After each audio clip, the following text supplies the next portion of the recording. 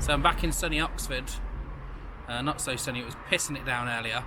And today I want to talk about, on my daily video, about sticking to your guns. A couple of months ago, when some of my staff left, I remember having the conversation. We were talking about some of the lower price gigs, things that would come into play that we were like, oh, maybe we should just do it. You know, the money's there. We should just take anything that comes.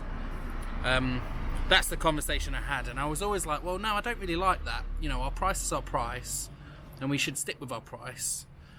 If we discount things, if you lower your prices based on what people ask for, because they're always going to ask, right? Then what happens is you end up taking the jobs, and then other jobs come in, and you kind of wish that you hadn't taken the lower price job in the first place.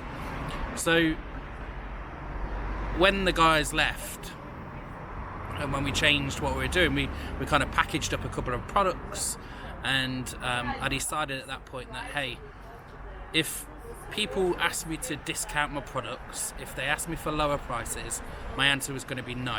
Now, don't get me wrong, there's always a deal to be had with a lot of things, right? Like, I'm not a fool, but for the most part, we get offers, especially with video. In the creative arts, it always happens anyway. Creative industries in general, like, people will try and take advantage of you. They'll say exposure, right? I'm not going to go into a rant about exposure, but exposure is the best way people take advantage of you, because you think when you start a business, like, oh, well, exposure will be great, you know, I need to get into the right networks. But actually the thing that works the best is just sticking to your guns and turning people down, learning to say no, turning people down, and actually sticking to your guns, because eventually people understand and respect that.